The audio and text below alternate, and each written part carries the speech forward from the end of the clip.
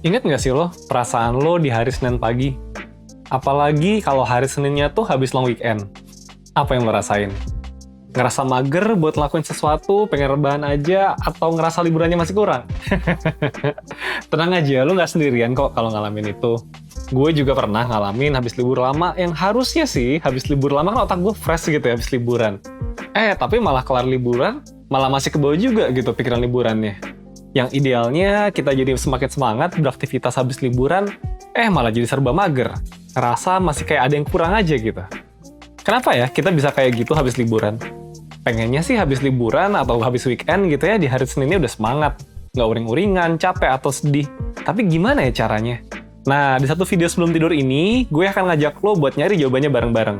So, buat lo yang penasaran, simak video sampai habis ya. Oh iya, sebelum lanjut, jangan lupa buat klik tombol subscribe dan nyalain notification biar lu nggak ketinggalan video menarik lainnya dari 1%.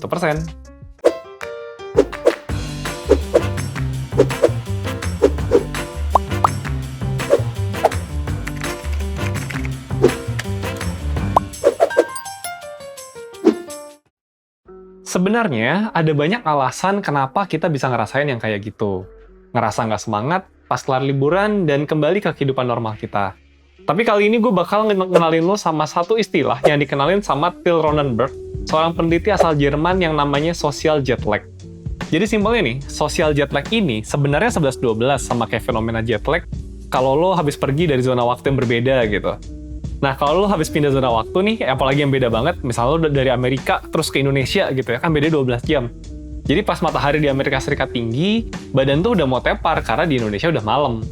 Social jet lag konsepnya tuh juga kayak gitu sebetulnya. Jadi menurut Ronnenberg, ini tuh dia menemukan bahwa kebanyakan orang itu punya jam tidur yang beda di hari kerja dan di weekend. Biasanya sih, mereka tidur lebih malam kalau weekend. Dan inilah yang akhirnya ngebuat kita ngerasa kalau kayaknya tuh, ngejalan hari Senin tuh kayak capek banget gitu habis weekend. Nah, gue coba bahas lanjut ya. Biasanya nih, pas masih hari kerja, lo bakal tidur sesuai dengan jadwal tidur lo.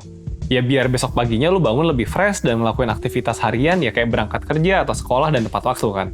Beda ceritanya pas weekend atau libur. Lo yang tahu besoknya nggak harus ngejalanin rutinitas harian lo, akhirnya milih buat tidurnya lebih malam. Terus besoknya lo jadi bangun lebih siang kan.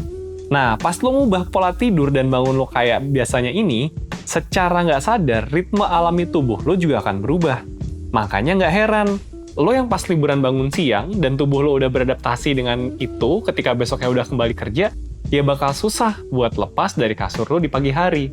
Ujung-ujungnya lo bakal ngerasa nggak semangat karena biasanya pas libur jam segitu lo masih tidur. Sekarang pas sudah balik normal harus bangun pagi lagi kayak biasanya, ya nggak? Biasanya hal kayak gini juga sering dialami sama remaja, tapi nggak jarang sama orang dewasa. Social jet lag ini bukan cuma mempengaruhi semangat kita, tapi juga bisa berdampak ke hal lain.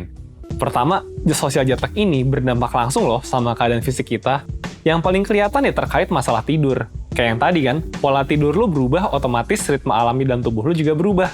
Terus social jet lag ini juga bisa berujung ke obesitas. Karena dengan pola tidur lo yang lebih lama dari biasanya, itu bisa membuat lo gak terlalu bergerak secara aktif.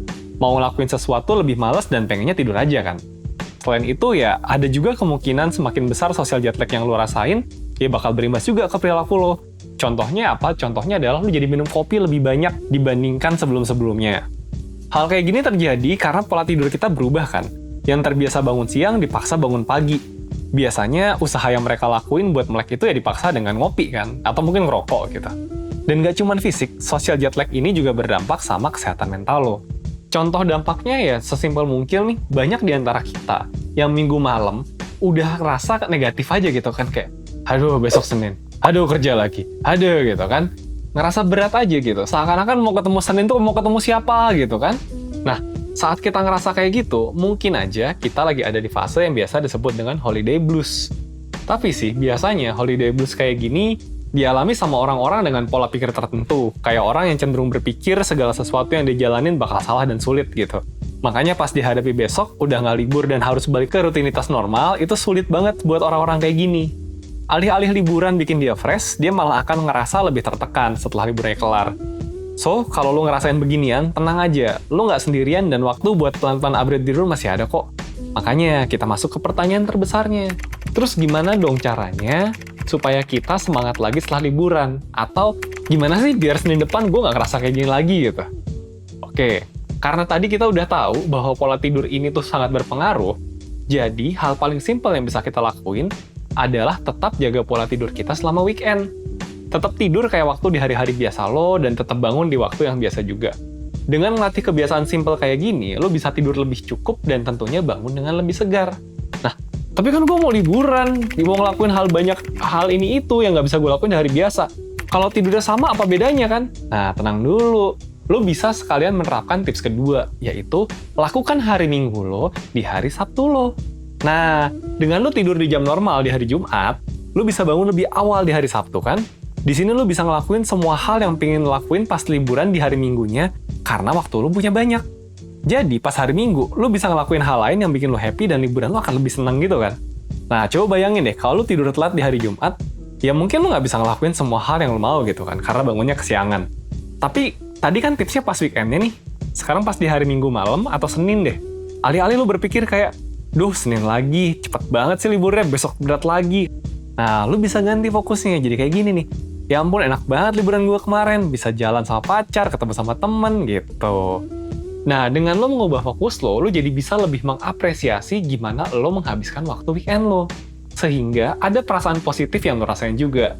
Ketika fokus lo juga dialihkan kayak begitu, yang mungkin awal lo terpaku banget nih, kalau, duh besok Senin tuh berat, bisa jadi gue nggak sabar deh ketemu weekend lagi. Nah, pemikiran sesimpel tadi, itu bisa buat lo lebih enjoy dalam ngejalanin hari Senin lo. Selain itu, selama weekday, lu juga bisa banget nyelipin kegiatan menyenangkan atau mungkin me time kecil-kecilan gitu. Tujuannya ya buat lo yang tadi udah ubah fokus lo biar lebih enjoy, tapi biar nggak pertengahan minggu ngerasa capek karena weekend masih jauh. Jadinya ya nanti pas akhirnya weekend, lu nggak kebablasan gitu kan buat ngelakuin banyak hal. Kenapa? Karena udah dicicil gitu. Dari sebelum-sebelumnya senang-senangnya udah dicicil dikit-dikit. Nah, tips terakhir buat lo yang pengen semangat abis liburan adalah ketika mulai hari pertama setelah liburan, coba aja dulu pelan-pelan buat ngerjain kerjaan lo. Nggak harus langsung gede-gede. Mulai dulu dengan kerjaan yang kecil-kecil, biar lo juga perlahan adaptasi lagi sama ritmenya. Pokoknya lo tau lah ya, kerjaan yang gampang-gampang gitu. Jangan yang susah-susah dulu, jangan yang banyak mikir gitu. Nah, buat lo yang pengen tahu lebih jauh tentang gimana sih cara biar nggak ngerasa gampang capek, coba deh tonton video 1% yang satu ini. Siapa tahu lo bisa nemuin jawabannya di sana kan? Tapi nanti ya setelah video ini selesai.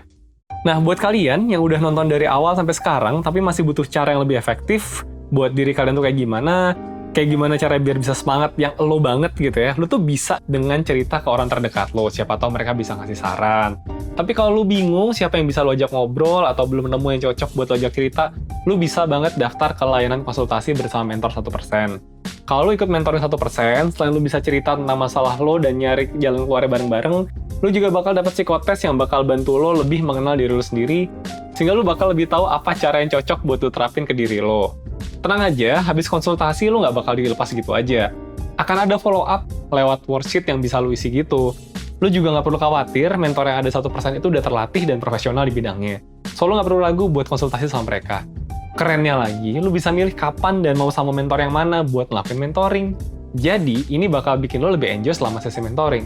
Buat lo yang tertarik, tinggal cek link yang ada di description box ya.